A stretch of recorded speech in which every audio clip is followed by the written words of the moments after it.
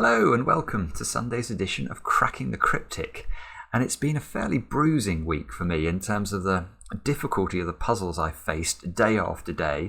I don't think I've done a video that's less than 40 minutes for about a week. And I've had many moments where I've stared at the puzzles thinking, goodness, I have no clue what to do. Well, I'm hoping I've caught a slight break today, only a slight one, but this puzzle appeared just today on gmpuzzles.com, and it's by one of my favourite constructors, the 3-time World Sudoku champion Thomas Snyder. So this is the puzzle we're going to try. And Thomas, as well as being, well, frankly, a genius of a solver, is also a really superb constructor. And you can see here that this is just a beautiful looking thermo Sudoku where he's embedded some art in this diagonal. Really quality to look at. Now, one of the things, by the way, if you've not checked out gmpuzzles.com, do so. It is really a super place to find handcrafted puzzles. They're all excellent.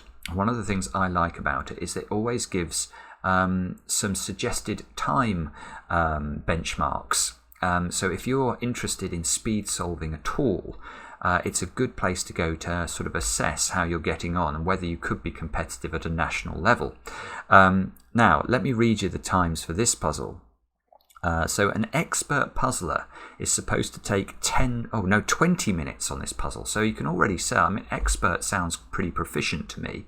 And an expert is meant to take 20 minutes. So this is clearly not a simple puzzle. A master level solver, I don't know exactly what that equates to, but that's 10 minutes. And a grandmaster solver is 6 minutes 15 seconds. Now I can tell you that a grandmaster solver that's sort of it's better than a grandmaster in chess. There are lots and lots of chess grandmasters, whereas a grandmaster on gmpuzzles.com I think equates to a sort of top 10 in the world type time profile. So if you are getting anywhere near 6 minutes 15 seconds on this puzzle, definitely drop us a comment, and you almost certainly should be representing your country at the next World Sudoku Championship, whenever that may be.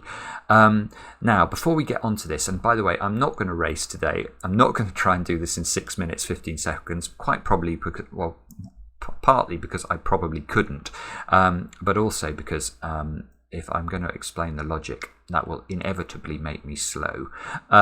So I will go efficiently. I will go as efficiently as I can, but I won't race.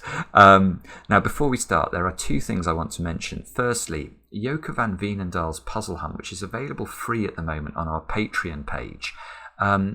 Well, she made the puzzle hunt as for kids and teenagers as sort of an entry-level hunt to get them into puzzles generally. But we are getting so much feedback from adults basically saying that they have had an incredibly fun hour or 2 hours solving those puzzles that I think I really have to suggest, whatever age you are, do try it. You'll have a lot of fun, and clearly the puzzles are very good. So I definitely commend that to you. Now also, as Mark mentioned in his video last night, we have released a load more Christmas merchandise over on Teespring at the moment. So there's a link under the video to that as well. We've got a Christmas Miracle Sudoku hoodie that has a real Miracle Sudoku on the back. Not an easy puzzle. You may indeed like to try it. But the other thing we were thinking about doing was some bobbins related merchandise for Christmas, because bobbins, of course, is the Cracking the Cryptic version of Bar Humbug. So if you would like to see that, let us know.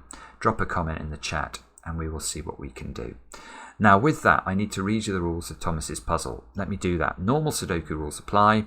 Along thermometers, digits must increase from the bulb end, and that's it. So what does that mean? If you've never seen a thermo Sudoku before, well, let's look at those cells there. That's a thermometer.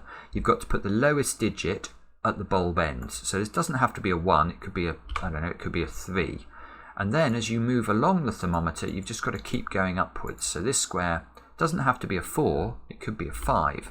But it just has to be bigger than 3. Then the next cell would have to be greater than 5. So that could be 6, 7, 9, for example. That would be a totally valid thermometer. You can see Thomas has not given us any given digits, just a whole load of thermometer shapes, and we have to use the logic in these shapes to fill the Sudoku. So do have a go. The way to play is to click the link under the video as usual. Now I get to play. Let's get cracking, and my eyes are immediately drawn to this thermometer, which has 8 cells. Okay, so we immediately know there's only 1 degree of freedom on this thermometer. What does that mean? Well, let's think about it. This square here can never be a 3, because if this is a 3, we'd have to go 4, 5, 6, 7, 8, 9, 10. And not even my new software will allow me to enter 10 into this cell here. So this cell can never be greater than a 2. So we actually get quite a big restriction straight away. Now that thermometer, that's a 7 cell. It's not quite as good, but it's still probably the second longest thermometer in the puzzle. So this has an extra degree of freedom. Now, degrees of freedom are not our friends in Sudoku. We don't like them, and we want them to go away. Now, 4, 5, 6, 7 quadruple in row 5 of the grid as a result of these thermometers. Now that's that's interesting, but I've just noticed something that's more interesting and will give us a digit. Let's switch from looking at quadruples to looking at the middle box, because there is a simple deduction we can make. If you've done a lot of thermo Sudokus, and I have no excuse, you will note that a 1, if it's on a thermometer, can only ever go at the bulb end of the thermometer, because if you put the 1 anywhere else, you have to put a 0 in the bulb end, and you can't do that. So where does the 1 go? In box 5, it's got to go in the bulb. And that's, oh look, this is huge, because that fixes this. So this thermometer here, we've removed its degree of freedom, and it has to be a 2, 3, 4, 5, 6, 7, 8, 9 thermometer. And and going back to our quadruple look, we've got 7, 6 here. This square can no longer be a 7 or a 6. That's a 5. So that's a 4, 3, 2, 1. And we are cooking with some gas immediately. 2 has got to be in one of those cells. Sorry, my my mouth catching up with my brain, or the other way round. This can't be a 2, because this cell would have no possible value. It can't be 1, and it can't be less than 1. So that's not 2. Now, before we had this 1 in here, this square absolutely could have been a 2, because I could have hidden the 1 in the bulb. But once the 1 has gone, the only place the 2 can go is in the bulb.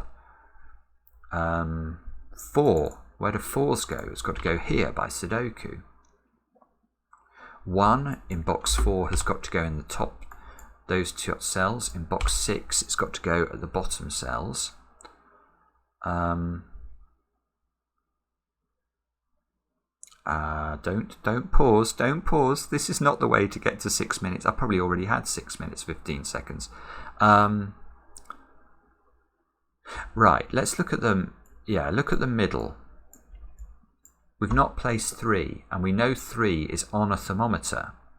And we know that 2 is not available. So we can't ever put the 3 anywhere else but next to the 1, because if we try and put the 3 here, for example, we'd have to put a 2 in between, and we can't. There's already a 2 in the box. So the 3 has to go next to the 1, and it can't go here because there's already a 3. So that's a 3. By Sudoku, that's a 3. This must be a 1-2 pair. 2 is placed by Sudoku. That's these 2's interacting. These 2 squares are 8 and 9 to finish row 5. 5. 5 has to be in one of those 2 cells in box 5. If it's here, this cell would have to be 1, 2, 3, or 4, and it can be none of those. So the 5 is not there, so it must be here.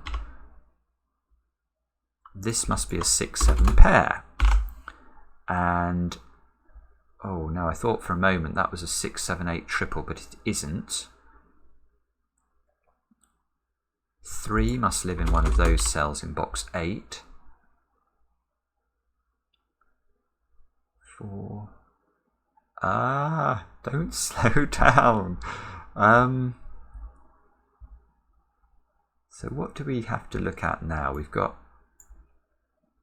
1, 6, 7 into those cells. We've got a 5-cell thermometer at the top.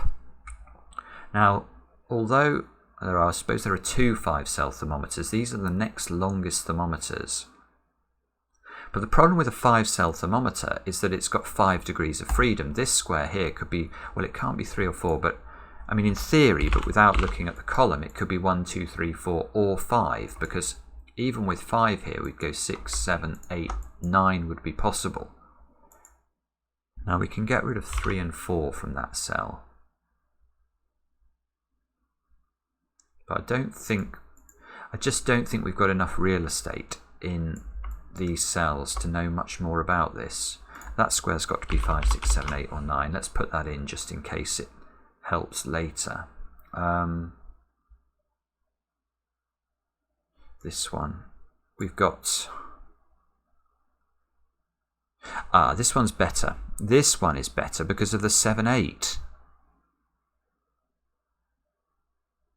In fact, this one is a lot better because this square can't be a 1 either.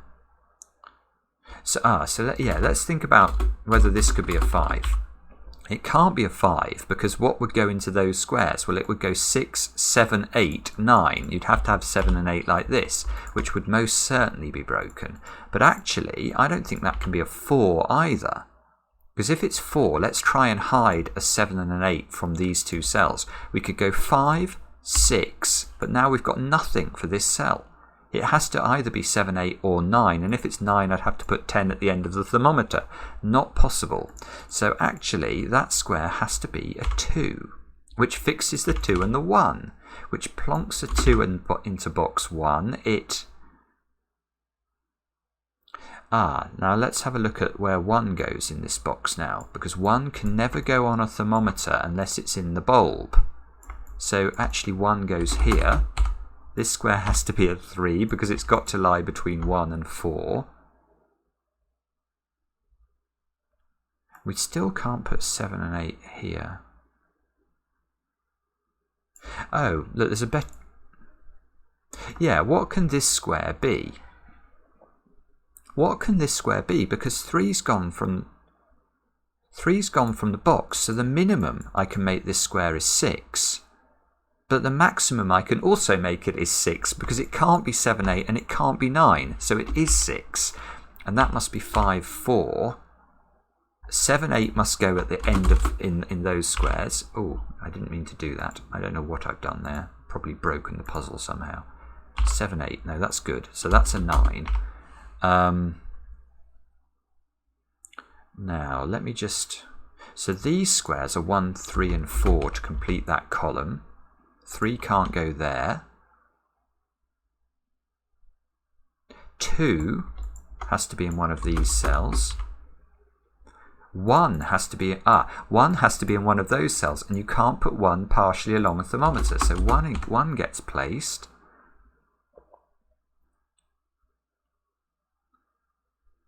So maybe, what do we look at next? We could look at this thermometer. Is that restricted?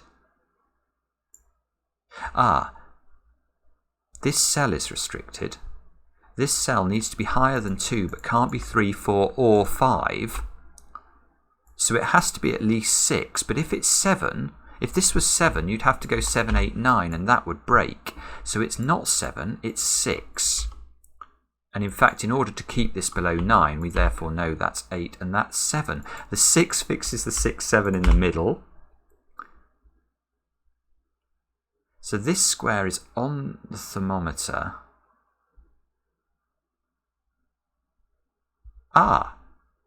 This square is a naked single. Now somebody commented actually on a recent video. They said we should, if we wanted to score a viral video, we should call a video Spotting Naked Singles. Well, that's exactly what we've done here. What can this cell be? Well, it can't be 1 or 2 or 3 or 4. It can be 5, but it can't be 6, 7, 8 or 9. So we have spotted a naked single in our area and it's there. So this is a 5. 7 goes up with its friend the 5 in those cells, look. 4's in one of these cells by a Sudoku. quite pleased to be employing Snyder notation in solving Thomas Snyder's puzzle. He showed me that notation a long time ago at the World Sudoku Championship, for which I'm very grateful. 4, 6, 7 triple there.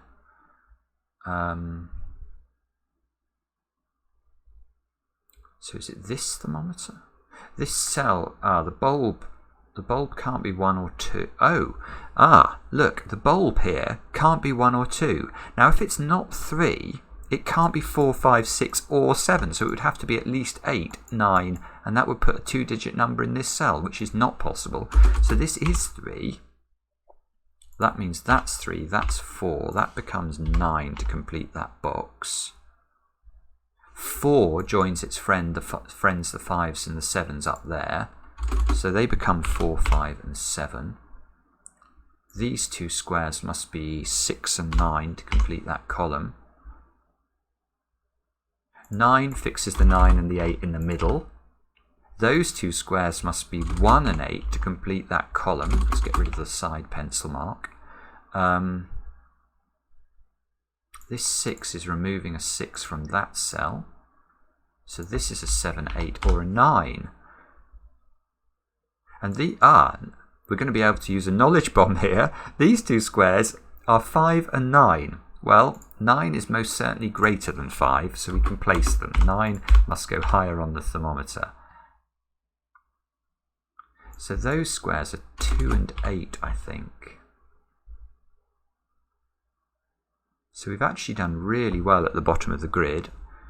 How long have I had? I'm not actually sure when I started, but I've certainly had more than the GM time. 1 can't go there. 5 has to be in one of those 3 cells. 1 has to be, this one here, and the fact we can't put 1 on a thermometer means 1's in one of 2 positions in this box. 5. Don't slow down. Oh, what a nightmare. We've got to go faster. That cell's inch, that can't be 4 or 5, surely, because of the 2, 3 in the row. If that's 4, well, it definitely can't. I can see immediately it can't be 4. It can't be 5 because there's a 4 here. Right, let's look at this cell. If that's a 4, what on earth will we put in that cell? Well, the answer is because 2 and 3 are unavailable and you can't put 1 anywhere but the bulb, there is no option for this square. So this is not 4. Now, is this 5? No, because this also can't be 4, so there's absolutely no option for this cell either. So that is 7. Oh, and now we get another knowledge bomb because this is a thermometer. So the 4 must go below the 5. The 5 is not here by Sudoku.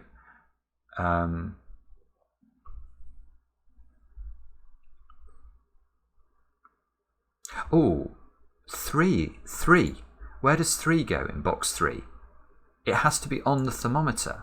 Now that's huge, because once 3 is on the thermometer, the bulb end must be lower than a 3. Well, 5 is not lower than a 3, so the 2 must go there. That fixes the 5.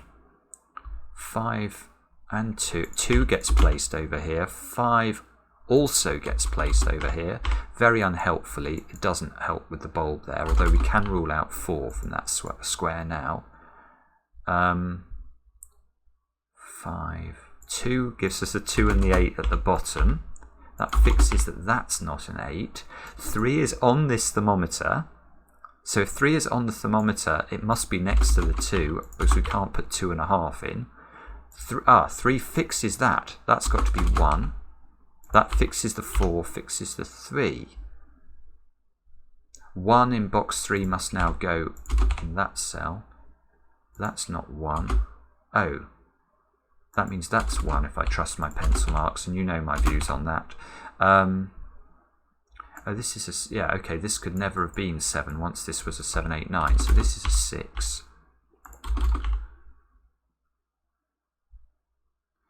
So we're left with what exactly? Ah, we're left with where does 4 go? Where does 4 go in box thingy, box 3? It doesn't go there. Now, if it goes there, the implication would be it's higher number than a 5, which it's not. So 4 is on the thermometer here, therefore it must be next to the 3. And that fixes that that's a 7, that's an 8, that's a 9, that's a 7, that's a 6, that's a 4. Don't think there's any repeats there. That must be 9 by Sudoku. 9 and 6 go into the grid. I don't know what this square is. Let's have a look. We've got to put 6, 7 and 8 into these squares. So let's just get rid of those. You can never put the 8 there. You can never put the 6 here. The 7 fixes that this is an 8. That gives us a 6, 7 pair. The 6 fixes it actually. 6, 7. 1 fixes the 1 and the 8. That's probably been available for a while. That fixes the 8 here. We go 8, 7. 7 goes there. We need 6 and 9. It looks good. 9 goes there. 6 goes there. And we click, check, and we have solved it. I don't know how long it took. You will have to tell me. Did I do it with any sort of efficiency? I felt it wasn't too bad. What do I think I did slowly? This box felt a bit bitty. Maybe I spent time thinking about that thermometer, which I should probably not have done. But isn't it incredible? I mean, it wasn't that bad a solve, and although I was talking throughout it, 6 minutes 15 seconds, there is some computational power in those people's brains. I hope you got on okay. Do let me know in the comments, and thanks very much for watching, and we'll be back soon with another edition of Cracking the Cryptic.